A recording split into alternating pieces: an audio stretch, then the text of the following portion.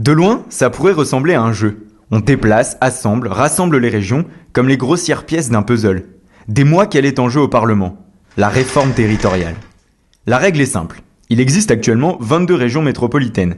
Et le gouvernement va faire passer ce chiffre à 14, non à 15, et puis finalement ce sera 13 en 2016. Ce chamboulement territorial permet de redéfinir les missions des collectivités locales. En jeu, la baisse des dépenses publiques et la simplification du millefeuille administratif à la française. Et il y a de quoi faire. La France est championne d'Europe du nombre de collectivités territoriales. On en compte près de 37 000, comprenant communes, départements et régions.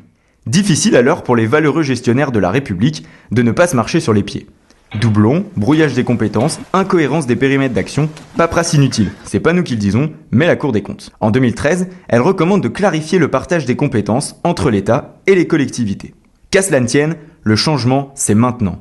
Et après 6 mois de délibération tortueuse, la nouvelle carte de France est adoptée en deuxième lecture, le 17 décembre, à l'Assemblée nationale. Le gouvernement abat ses cartes, et patatras. Une fusion inattendue dans le Nord-Est. À l'Alsace et à la Lorraine réunifiées s'ajoute la Champagne-Ardenne. Une surprise du chef au goût amer pour les élus lorrains et alsaciens, qui en pleine idylle doivent désormais faire ménage à 3. Une humiliation pour une partie des Alsaciens à qui on n'a pas demandé leur avis, et qui auraient préféré un choix à la carte.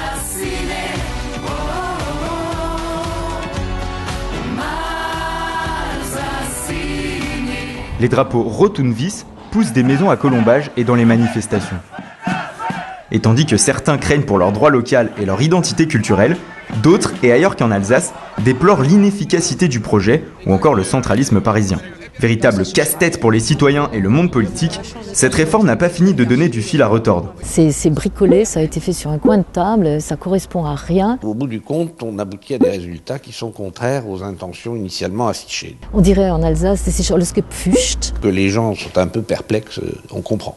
Dans ce web documentaire, nous répondons à toutes vos questions. Et vous allez voir, ce n'est pas triste. Conservatisme, manifestation, démocratie imparfaite, concours de mauvaise foi et jugement à l'emporte-pièce.